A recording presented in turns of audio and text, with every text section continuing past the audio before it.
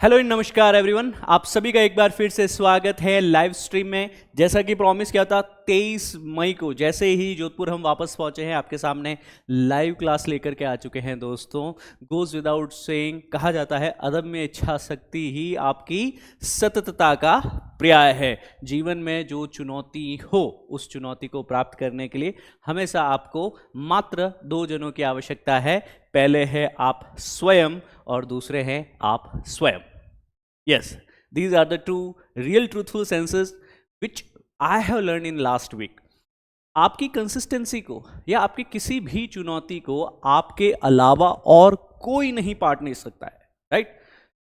आपके साथ में लोग खड़े हो सकते हैं, आपके लिए व्याथित या व्याकुल हो सकते हैं, आपके लिए संवेदनशील हो सकते हैं, आपको संसाधन, समय, स्नेह और इसके साथ साथ में अगर आवश्यकता हो तो साथ दे सकते हैं। पर अगर आप खुद के लिए समय, संसाधन, साथ और स्नेह नहीं दे पा रहे हैं तो मानिए यूपीएससी जैसा बड़ा लक्ष्य अधूरा रहने वाला है। तो ये जरूर जानिएगा कि जीवन में कोई भी चुनौती हो, पहला साथी जो आपको चाहिए होगा वह है आप स्वयं। तो आज जरूर अपने से प्रश्न कीजिए, क्या आप स्वयं स्वयं के साथ हैं? आइए इस लेसन की शुरुआत करते हैं। And always I begin the class with a positive sentence of I can and I will. आपकी इच्छा शक्ति ही आपके व्यक्तित्व को कहीं न कहीं आगे, है ना, कहा जाता है कि पुशिंग द बाउंड्री, है ना, that will be very truthful and elemental. Moving forward, आज दोस्तों हम इन 5 आर्टिकल्स को डिस्कस करने वाले हैं। सबसे पहले इलेक्शन कमीशन के एक नोटिस की बातचीत की जा रही है। उस नोटिस के अंतर्गत हेटफुल स्पीच या विभाजनकारी भाषण के ऊपर कुछ नोटिसेस दिए गए, जानकारी लेंगे। इज़राइल अभी पैलेस्टीन, गाज़ा के ऊपर लगातार जो है अटैक कर रहा है। काफ़ी लंबे समय से यह प्रक्रियाएं चल रही हैं दोस्तों। अब आईसीसी जो है, इंटरनेशनल क्रिमिनल कोर्ट या अंतर्राष्ट्रीय आपराधिक न्यायालय, उन्होंने संज्ञान लिया है इसी के खिलाफ और एक वारंट जारी कर दिया गया है इजराइल के खिलाफ। जानकारी लेंगे। आरबीआई जो है वर्तमान वित्त वर्ष 2024 के लिए केंद्र को पैसे हस्तांतरित करने वाला है। आरबीआई भी क्या है? गवर्नमेंट बैंक ही है आफ्टर ऑल। और गवर्नमेंट बैंक अगर कहीं से पैसा कमा रही है या उसके पास में कुछ रेवेन्यू का सोर्स है, संसाधन है, तो वो पैसा किसके पास में जाने वाला है दोस्तों? It will go to government of India again. आगे बात करेंगे हम बिम्स्टेक के बारे में। हमने पहले भी पढ़ा था, bay of Bengal, right, multi sectoral and technical economic corporation.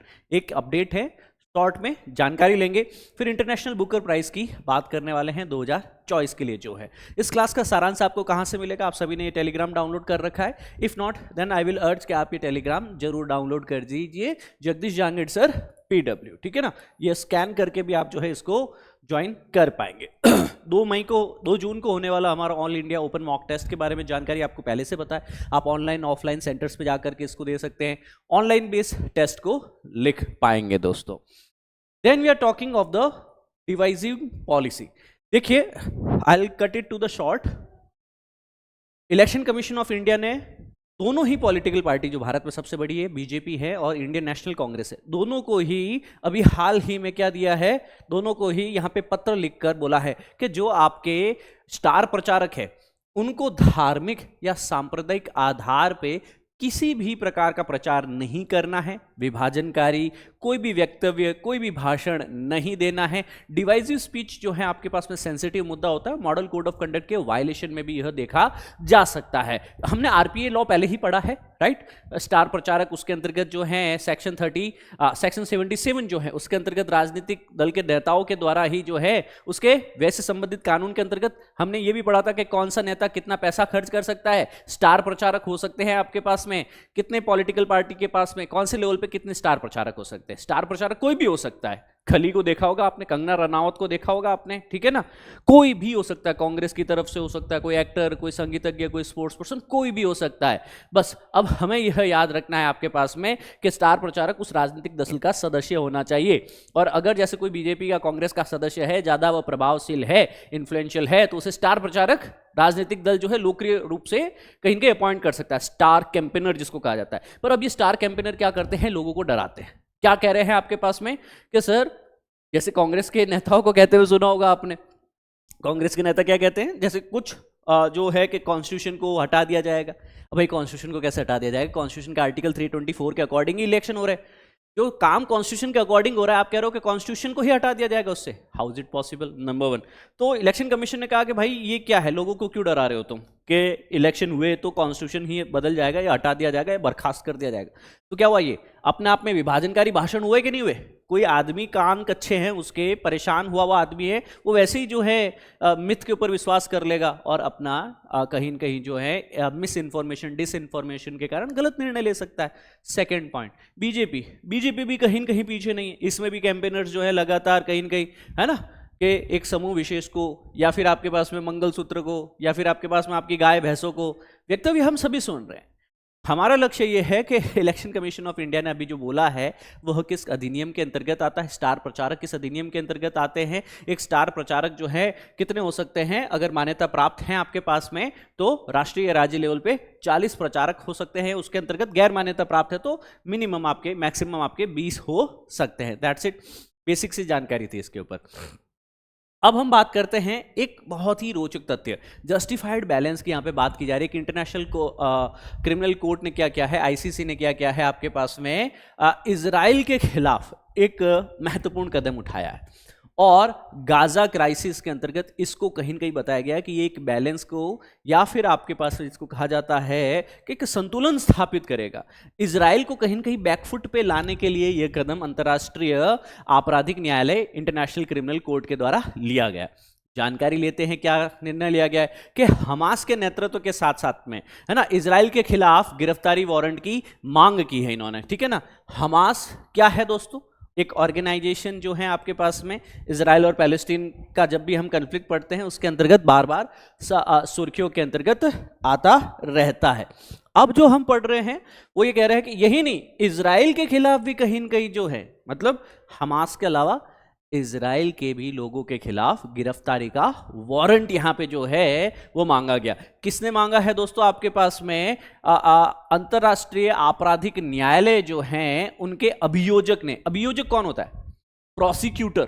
Prosecutor कौन होते हैं? एक सरकारी वकील होता है कि नहीं होता है? हमारे यहाँ पे जैसे पीपी साहब होते हैं, पब्लिक प्रोसिक्यूटर साहब होते हैं, है ना, असिस्टेंट प्रोसिक्यूशन ऑफिसर्स वगैरह से वहाँ एग्जाम से एंट्री होती है यूपी के अंतर्गत, अगर आपने पढ़ा हो तो वहाँ पे भी होंगे। हर कोर्ट में देखो 3-4 जो हैं अधिकारी महत्वपूर्ण हो सकते हैं। जैसे कौन कौन हो सकते हैं हर कोर्ट के अंदर? जैसे हाई कोर्ट के अंदर हम कहते हैं ना कि ये चीफ जस्टिस है, तो एक अध्यक्ष होना जरूरी है और वो अध्यक्ष कौन होता है? वो मास्टर रोस्टर होता है, कौन सा केस किसको जाएगा, हम क्या करने वाले हैं, पैसा क्या, नीति क्या, उस कोर्ट के प्रशासनिक निर्णय जो है वह लेता है अध्यक्ष, ठीक है। फिर है न्यायिक प्रभाग, उसमें सारे जजेस आ जाते हैं, जो भी उस हाई कोर्ट के जैसे जजेस हैं वैसे ही यहाँ पे भी आईसीसी में भी जजेस होंगे तो उनका न्यायिक प्रभाग होगा। तीसरा, जज के सामने आर्ग्यूमेंट कौन करेगा? 2 पार्टी होती है, 2 पक्षकार होते हैं, है ना। जैसे यहाँ पे एक होंगे आपके पास में अभियोजक, कौन है यहाँ पे? प्रोसिक्यूटर जो है ना, एक उनका ऑफिस हो गया। दूसरा है रजिस्ट्री। अब देखो कई बार आपने सुना होगा ना कि सरकार को नोटिस भेज दिया, एसडीएम डीएम को नोटिस भेज दिया, किसी स्टेट गवर्नमेंट को नोटिस भेज दिया, बड़े बड़े नोटिस, या कार्य करने को बोल दिया कि ये कार्य करो, है ना। अब आपने पढ़ा था ना सुप्रीम कोर्ट ने क्या किया था एक बार कि सारे नेशनल पार्क्स के चारों तरफ क्या बोल दिया था कि इको सेंसिटिव जोन होगा 2 किलोमीटर 1 किलोमीटर के एरिया में। पढ़ा था कि नहीं पढ़ा था? तो वो कार्य करवाता कौन है? कौन वो नोटिस भेजता है? सारे जो भी निर्णय होते हैं उसका क्रियान्वयन कौन करता है? उस कोर्ट की रजिस्ट्री। हर कोर्ट में एक रजिस्ट्रार साहब बैठते हैं, बहुत ही बड़े सम्मानित पढ़े लिखे व्यक्तित्व के धनी होते हैं। नॉर्मली इनको जो है न्यायिक प्रभाग से ही यहाँ पे ट्रांसफर किया जाता है, ठीक है ना। और रजिस्ट्री बहुत पावरफुल होती है, बहुत पावरफुल होती है। तो किसी भी कोर्ट में जो देखा होगा आपने, 4 यहाँ पे जो हैं अभिन्न जो हैं आपके पास में अंग होंगे। एक उनके अध्यक्ष होंगे, हमारे भी यहाँ पे हाई कोर्ट सुप्रीम कोर्ट में होते हैं। न्यायिक प्रभाग होंगे जिसमें सारे जजेस आ जाएंगे। अभियोजक होंगे, प्रोसिक्यूटर्स जो होते हैं आपके पास तो सरकारी वकील, ठीक है ना। तीसरा हो जाएगी रजिस्ट्री, मतलब जो भी निर्णय लिया गया, जो भी पेपर वर्क है उसको एग्जीक्यूट यहाँ से किया जाएगा। नोटिस लेना, नोटिस देना, पत्राचार करना, सारा कुछ कहाँ पे होगा? केसेस का रजिस्ट्रेशन, केसेस का डिस्पोजल, सारा कुछ यहाँ पे रजिस्ट्री विभाग द्वारा किया जाएगा। ये समझ में आया? तो आईसीसी जो है आपके पास में अंतर्राष्ट्रीय आपराधिक न्यायालय के बारे में समझते हैं। यह भी एक परमानेंट जो है अंतर्राष्ट्रीय आपराधिक न्यायालय है, परमानेंट इन नेचर। कहाँ पे है? नेदरलैंड्स के हेग में है। कब बेसिकली जो है आपके पास में इसको स्थापित किया गया था दोस्तों? 1998 में, ठीक है ना। 1998 में जो है रोम संधि हुई थी और उस वक्त दोस्तों 100 से भी ज्यादा देशों ने जो है इसको अपनाया था और ये एनफोर्समेंट में 4 वर्ष पश्चात वर्ष 2002 को आया था। ये याद रखेंगे, ठीक है ना। अब प्रश्न पूछा जाता है कितने देश हैं? प्रश्न पूछा जाता है कब यहां पे हस्ताक्षर हुए थे, कब ये प्रभावित हुआ था, कौन सी संधि थी, तो आप अच्छे से बता पाएंगे, ठीक है ना। अब इसका क्षेत्राधिकार क्या है, मतलब यह न्यायालय जो है किस प्रकृति के कानून या फिर आपके पास में केसेस की जो है व्याख्या या फिर उनको जो है उनके ऊपर डिसीजन ले सकता है, जजमेंट सुना सकता है। तो ये कहते हैं कि वर्ष 2002 जुलाई के या फिर उसके बाद किए गए कोई भी अपराध उससे निपटेगा, उससे पहले मत जाओ। तुम कहोगे वर्ल्ड वॉर 1 का एक केस उठा के ले आए, वर्ल्ड वॉर 2 का उठा के ले आए, भाई उसकी बात नहीं कर रहे। 2002 जुलाई 1 उसके बाद का कोई भी नरसंहार है, कोई भी युद्ध अपराध, वॉर क्राइम्स होते कि नहीं होते आपके पास में, मानवता के खिलाफ, the crime against the humanity और एग्रेशन, आक्रामकता, ऐसे जो अगर क्राइम होंगे आपके पास में, ठीक है ना, अब इसमें जो भी संलिप्त पाया जाएगा ऐसे ऐसे कामों में, है ना, उन लोगों की जांच की जाएगी आपके पास में। अच्छा, आपने सुना होगा ना बड़े बड़े देश जैसे चीन, अमेरिका, भारत, हम भी आईसीसी के अंदर क्या नहीं अभी तक पक्षकार नहीं है, we are not the party. हमने अभी तक इसको क्या नहीं, इस रोम संधि को या फिर रोम कन्वेंशन को अभी तक हमने साइन नहीं किया है। मलेशिया ने रोम कानून की पुष्टि की है और लेटेस्ट जो है मलेशिया इसका पक्षकार बना है। यह याद रख सकते हैं आपके पास में, इतना तो याद रहेगा। बहुत ही बेसिक सी चीज कही गई है आपके पास में, यह बोला है कि सर हम इजराइल के खिलाफ वारंट की मांग करते हैं, और अगर यहाँ के जो प्रोसिक्यूशन ऑफिसर्स ने यह बोल दिया कि अगर हमको वारंट चाहिए, इसका क्या मतलब हुआ, इजराइल के रक्षा मंत्री, प्रधानमंत्री, जो मैं रशिया के जो है ना, क्या नाम है भाई साहब का, व्लादिमीर पुतिन, इनके भी खिलाफ निकल चुका है। इसीलिए जब ब्रिक्स की समिट हुई थी तो वो साउथ अफ्रीका नहीं गए थे, साउथ अफ्रीका नहीं गए थे, वो उन्होंने वीडियो कॉन्फ्रेंसिंग से ज्वाइन किया था कि बोले भाई कुछ उल्टा सुल्टा हो गया, पुतिन भाई को लास्ट में केजरीवाल की तरह अंदर डाल दिया तो, हाँ मजाक कर रहा हूँ कोई भी सेंसिटिव हो तो उस चीज के लिए माफी चाहूंगा। आगे सुनेंगे इसको। तो अब पहली बार झटका लगा है, क्यों झटका लगा है इसके अंतर्गत, क्योंकि आईसीसी कोई छोटी मोटी संस्थान नहीं। आईसीसी ने अगर इस चीज को सीरियसली ले लिया और इजराइल के खिलाफ अगर एक्शन ले लिया तो इजराइल की जवाबदेही, क्रेडिबिलिटी, अकाउंटेबिलिटी और लोगों के सामने अंतर्राष्ट्रीय मंच पे जो एक छवि है, एक अकाउंटेबिलिटी है, एक परसेप्शन जो है इजराइल का, वो डाउन हो जाएगा, वो कहीं ना कहीं नेगेटिव हो जाएगा। और एक दो देशों में नहीं, 120 देशों में, 124 देशों में अभी मलेशिया लेटेस्ट बना ना, देखो मलेशिया जो है इसमें लेटेस्ट पक्षकार बना है, ठीक है, भारत नहीं है इसमें पक्षकार, याद रखेंगे। नीदर साइन क्या है, ना ही हमने रेटिफाई क्या है इसके अंतर्गत। सो आईसीसी के कई देशों के अंदर कार्यालय हो सकते हैं, रीजनल ऑफिसर्स हैं आपके पास में, हिरासत में लिए गए लोगों को जो है यह हिरासत का एक केंद्र आपके पास में अलग से जो है इनकी एक फैसिलिटी होती है। रेड क्रॉस आपको पता है, हा? तो रेड क्रॉस की अंतर्राष्ट्रीय समिति जो होती है वो हिरासत केंद्र का निरीक्षण प्राधिकारी भी है आपके पास में। बस 4 मुख्य अपराध है, कौन कौन से अपराधों के ऊपर जो इसका क्षेत्राधिकार, जुरिस्डिक्शन होता है, बोलो नरसंहार, क्या है नरसंहार। दूसरा क्या है, क्राइम अगेंस्ट ह्यूमैनिटी, है ना, कि सर जनसंख्या की एक बहुत ही बड़ी आबादी है, जैसे अभी हाल ही में आपको श्रीलंका में देखने को मिला, Pakistan, Afghanistan, Iran, Iraq, Yemen, और अपने पड़ोस में आ जाओ, कहां पे, नॉर्थ ईस्ट के पास में क्या है हमारा, बर्मा, है ना, सारी चीज याद है कि नहीं है। तो आबादी का एक हिस्सा है, आपने उसी का ही दमन करना शुरू कर दिया, है ना। तो यहां पे भी जो है मानवता के खिलाफ अपराध के अंतर्गत संज्ञेय हो सकता है, ये उसके क्षेत्राधिकार में कार्यवाही की जा सकती है। और यह युद्ध अपराध का देखो, युद्ध में भी आपको जो है प्रोफेशनल्स होना पड़ता है। आपने एक मूवी देखी कि नहीं देखी, Sam Bahadur, you have to watch that movie, I will suggest, this is the homework आज जाके देख के आओ। सैम बहादुर मूवी में बहुत ही प्यार से वहां पे चीजें बताई गई है कि बांग्लादेश जब वॉर हुआ था ना, मतलब जब हमने एग्जीक्यूशन किया था, मुक्ति बाहिनी सेना को ट्रेन किया था हमारी आर्मी ने, और ईस्टर्न पाकिस्तान को जो है कहीं न कहीं लिबरेट करके बांग्लादेश देश नया बना था, उस वक्त सैम बहादुर जो है हमारे जनरल हुआ करते थे इंडियन आर्मी के। उन्होंने अपने जवानों को यह चीज कहा कि अगर पाकिस्तानी आर्मी कहीं भी कोई भी अत्याचार करी, इसका ये मतलब नहीं कि आप भी करोगे, तो आप में और उनमें क्या फर्क रह जाएगा। उन्होंने क्या कहा कि जब भी आपको कोई भी महिला या फिर आपके पास में किसी भी प्रकार का जैसे आपके पास में क्राइम होता हुआ दिखे, सबसे पहले तो उसको वहां से छुड़ाना है। दूसरा, अगर कोई महिला आपको पास भी करते हुए दिखे, आपके आर्म्स सरेंडर होने चाहिए, महिला को आपसे कोई खतरा महसूस नहीं हो। दूसरा, put your hands in your pockets and just remember Sam Bahadur, तो he was such a gentleman. मतलब आर्मी प्रोफेशनल होती है, इसीलिए उनको जेंटलमैन कैडेट्स कहा जाता है। IMA, NDA, OTA, salute to this people. आपको पता है सैम बहादुर जैसे लोग ही है ना, इन्हीं के कारण, इन्हीं जनरल, इन्हीं प्रोफेशनल आर्मी पर्सनल्स और आर्मी लीडरशिप के कारण ही आज भारत का संविधान 70 वर्ष के उपरांत भी जीवित संविधान है। राइट? तख्ता पलट हुआ कभी नहीं। हमारी आर्मी, प्रोफेशनल आर्मी, हमेशा डेमोक्रेटिक प्रिंसिपल्स और एक प्रोफेशनल लीडरशिप के अंतर्गत कार्य करती। पर अगर हम बात करें जैसे एक वक्त हुआ करता था जब ज्यूज का प्रोसिक्यूशन हुआ था, आपके पास परसिक्यूशन हुआ था, दमन हुआ था आपके पास, लोगों को मारा जा रहा था just because they belongs to different race, just because someone is from opposite gender और समवन फ्रॉम ऑपोजिट कम्युनिटी और अ डिफरेंट कम्युनिटी। आप टॉलरेंस नहीं रखते, you just shooting them, just killing them. आपने हिरासत में लिया, उन्होंने सरेंडर कर दिया, and you are just violating their human rights, their dignity. ये गलत हो गया ना। तो युद्ध अपराध भी, अब भाई किसी ने सरेंडर कर दिया, सरेंडर करने के बाद में आप उनके साथ में कोई दुर्व्यवहार नहीं कर सकते। यहां तक कि जब पाकिस्तानी आर्मी ने बांग्लादेश में सरेंडर किया था, 90,000 से ज्यादा सैनिकों ने सरेंडर किया था। हर एक सैनिक को जो है कुरान पढ़ने को दी गई थी, हर एक सैनिक को अच्छा भोजन। इंडियन आर्मी के जवानों को जो है बाहर बारिश में सोने को दिया, बोला इनको सबको टेंट में सोने को चाहिए, इनको सबको अच्छा भोजन, सूखे कपड़े और अच्छा बिस्तर होना चाहिए। 90 दिन तक लगातार 3 महीने तक उनकी खिदमत की गई थी। क्या यही कार्य पाकिस्तान या फिर अन्य आर्मी करेगी?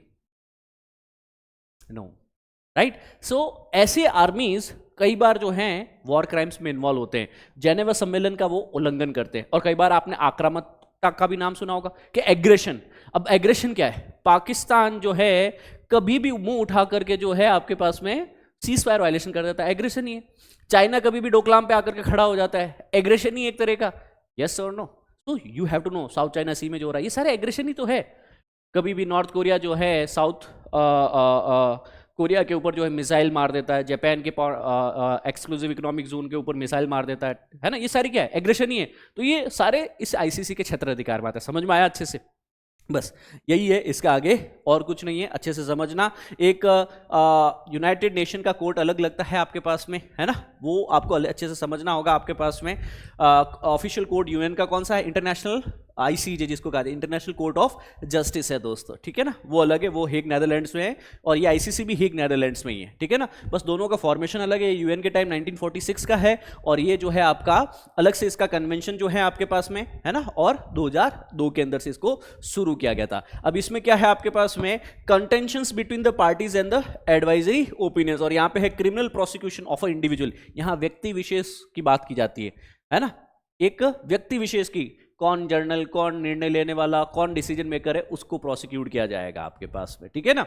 और आईसीजे में मैटर आएंगे सॉवरेंटी, संप्रभुता के, सीमा के, बाउंड्री के, मैरीटाइम डिस्प्यूट है, ट्रेड है, प्राकृतिक संसाधन है, मानव अधिकार है, संधियों का कहीं उल्लंघन है, ट्रीटी की इंटरप्रिटेशन है। ये ऐसे मामले आएंगे यूएन के आईसीजे के पास में, ठीक है ना? जबकि आईसीसी के तो नाम में ही क्रिमिनल है, तो यहाँ पे genocide, crime against humanity, war crime, crimes of aggression इत्यादि इत्यादि आएंगे, है ना? एक की फंडिंग यूएन करेगा, बाकी के जो सारे के सारे रोम स्टैच्यू के अभी 124 मेंबर है, तो वो उसमें पैसा वैसा देने वाले हैं। भैया पानी ले आएंगे, गर्म पानी, है ना? चलो आगे बढ़ें। अभी आरबीआई जो है इस वित्त वर्ष के अंतर्गत अपना जो पैसा है लगभग कितना है? 2,10,800 करोड़ से ज्यादा वो केंद्र को देने वाला है। Union government nets windfall gain from central banks record surplus transfer that is more than double the 87,000 plus crore transfer in the last year. तो पिछले साल कितना आया था आरबीआई के थ्रू? 87,000 से करोड़ के आसपास में, और इस बार कितना आ रहा है? लगभग उससे 2 गुना और उससे भी ज्यादा आ रहा है इस फिस्कल ईयर के अंतर्गत, ठीक है ना? एक बहुत ही बढ़िया सी बात है आपके पास में। The board has decided to increase the contingent buffer, risk buffer from 6.5% and 6.5% to 6.5% from the 6%। तो एक जो है CRB होता है, contingent रिस्क बफर, कई बार बैंक रन हो जाता है, बैंक दिवालिया ना हो, उसके लिए आरबीआई क्या करती है? कुछ पैसा अपने पास में रखती है ना? क्योंकि आपने कोई करेंसी के ऊपर देखा होगा कि उसके ऊपर लिखा होता है मैं धारक को इतने रुपए देने का वादा करती हूँ, और आरबीआई के गवर्नर का साइन होता है। तो लास्ट में जो है कहीं न कहीं गारंटी वारंटी सब कुछ कौन दे रहा है? आरबीआई दे रहा है। तो आरबीआई हमेशा अपने पास में कुछ पैसा, कुछ धन जो है बचा करके रखता है कॉन्टिजेंट रिस्क बफर में। पहले 6 था, अब बढ़ा करके 6.5 हो चुका है, क्योंकि ज्यादा पैसा है। अब ज्यादा पैसा है आपके पास में तो आरबीआई के लिए अच्छी बात है। केंद्र सरकार जो है अप्रत्याशित लाभ प्राप्त कर रही है इस बार। आरबीआई के बोर्ड के कहा है कि हम लोग 2,10,000 करोड़ रुपए जो है इसकी मंजूरी देने वाला है। अब सोचने की कोशिश करो ये पैसा कहां से आया। सोचा है तुमने कभी? थिंक। आरबीआई कोई काम करती है? अब आपको RBI banker of the banks है। बैंक को पैसा चाहिए, राज्य सरकार को पैसा चाहिए, केंद्र सरकार को पैसा चाहिए, यहां से लेती है। आरबीआई फॉरेक्स को भी मेंटेन करती है भारत सरकार के लिए। आरबीआई याद करो प्रतिभूतियां, सिक्योरिटीज को एक्सचेंज करती है, बेचती है, खरीदती है। उसमें क्या पैसा, रोकड़ा, डॉलर्स वगैरह आता है कि नहीं आता इनके पास में? भाई कोई बैंक है आरबीआई से रेपो रेट पे पैसा उठाया, हाँ, अब जब रेपो रेट पे वो पैसा उठा रहा है तो रेपो रेट किसके पास में आ रहा है? आरबीआई के पास में। और आपको क्या लगता है आरबीआई 100-200 करोड़ रुपए लोन में देता है? आरबीआई देता है 5,000 करोड़, 50,000 करोड़, है ना, 55 करोड़। तो ये नॉर्मल पैसा नहीं है आपके पास में, इट इज लंपसम और डेली बेसिस पे सारे शेड्यूल्ड बैंक्स के वो पैसा लेन देन होता है और उसके ऊपर अच्छा खासा पैसा कमाती है, अच्छा खासा पैसा कमाती है। तो नवीनतम हस्तांतरण लक्ष्य जो है पिछली वर्ष 87,000 करोड़ आया था और इस वर्ष जो है आपके पास में बढ़ करके 2.5 गुना वह हो चुका है दोस्तों आपके पास में, यह याद रखना है। आकस्मिक जोखिम बफर को हमने 6 से बढ़ा करके 6.5 कर दिया। एक ये इंपॉर्टेंट न्यूज है, सीआरबी कितना है? 6.5% के करीब हो चुका है। ये बेसिक सी चीजें हैं जो आपको पता रहनी है। आरबीआई की आय कहां से होती है? प्रतिभूतियां। प्रतिभूतियां क्या होती है? गवर्नमेंट सिक्योरिटीज, चाहे घरेलू हो चाहे विदेशी हो, उनको होल्ड करने पे जो ब्याज मिलता है पैसा आरबीआई कमाती है ना। आरबीआई कई सेवाओं पे पे करती है, तो आप आरबीआई की सेवाओं को बैंक वगैरह अवेल करते हैं तो उसमें फीस लेती है, उस पर कमीशन लेती है। विदेशी मुद्रा के लेन देन से भी लाभ प्राप्त होता है। यही नहीं, सहायक कंपनियां हैं आरबीआई की कई, उन सहयोगी कंपनियां, सहायक कंपनियां। अब जब कंपनी है तो वो कैसे काम करेगी? Every company works as a profitary in nature, तो वो यहां पे पैसा कमाएगी अच्छे से। आरबीआई का व्यय का है, आरबीआई पैसा खर्च करेगी करेंसी को छापने के लिए, है ना, कोई ब्याज को भुगतान करने के लिए, कोई सैलरी देने के लिए, शाखाओं के अपनी ब्रांचेस को चलाने के लिए, या फिर आकस्मिकताओं में मूल्यह्रास के लिए प्रावधान। जैसे आपके पास में कोई कंटिजेंसी आ गया, अभी हमने कहा ना पहले 6% आरबीआई अपने पास जितना पैसा होता था एक बफर में अलग रख देता था, अब 6.5% कर दिया। ये व्यय में ही तो है, इसको भूल जाओ, ये खर्च होगा। इस तरीके से आरबीआई पहले से रखती है हमेशा बैंकरन को बचाने के कार्य के लिए। तो आरबीआई की आय व्यय के बीच में काफी अंतर है और वो आय और व्यय के बीच का अंतर अब लगभग आपके पास में कितना देखा गया? 2 लाख करोड़ से भी ज्यादा। और आरबीआई रिजर्व एक्ट जो है 1934 का भारत सरकार की आजादी से पहले यह कानून बना था, ठीक है ना, और उसी के अनुसार जो है ये आरबीआई बैंक बना था। उसकी धारा 47 के अंतर्गत जो अधिशेष लाभ है, जो भी आपके पास में पैसा है एक्स्ट्रा आरबीआई का, है ना, कुछ पैसा वो खुद के पास रख सकती है बफर के रूप में, बाकी पूरा पैसा भारत सरकार को वह अधिशेष के रूप में स्थानांतरित करेगा, ठीक है ना। अब वायाच मालेगांव कमेटी बनी थी आपके पास में, एक टेक्निकल कमेटी थी आरबीआई की, कि कितना भंडार जो है आरबीआई के पास होना है और कितना अधिशेष वापस जो है सरकार को वितरित किया जाएगा, उसके ऊपर ही अधिशेष थी। तो 2013 में वाईएच मालेगांव कमेटी बनी थी, है ना, आरबीआई के बोर्ड यहां पे हुआ करते थे उनकी अध्यक्षता के अंतर्गत। तो इन्होंने बताया था कि भंडार से प्राप्तता और कितना अधिशेष की जो है नीति क्या होनी चाहिए आरबीआई के अंतर्गत। बिम्स्टेक की सुन लो अब बात, इनको लीगल पर्सनैलिटी कहा गया है after the charter comes to into effect. Legal personality क्या होता है? आपने सुना होगा उत्तराखंड में गंगा को लीगल पर्सनैलिटी बोल दिया गया। अब सब लीगल पर्सनैलिटी बहुत ही प्यारा सा टर्म है। लीगल पर्सनैलिटी का मतलब हुआ कि इनके अधिकार हैं, इनके कुछ ड्यूटीज हैं, इनके कुछ ऑब्लिगेशंस है। समझ में आया? जैसे आपके तो मैं भारत का नागरिक हूं, है ना, तो आप कौन है? एक लीगल एंटिटी है, you are a legal personality.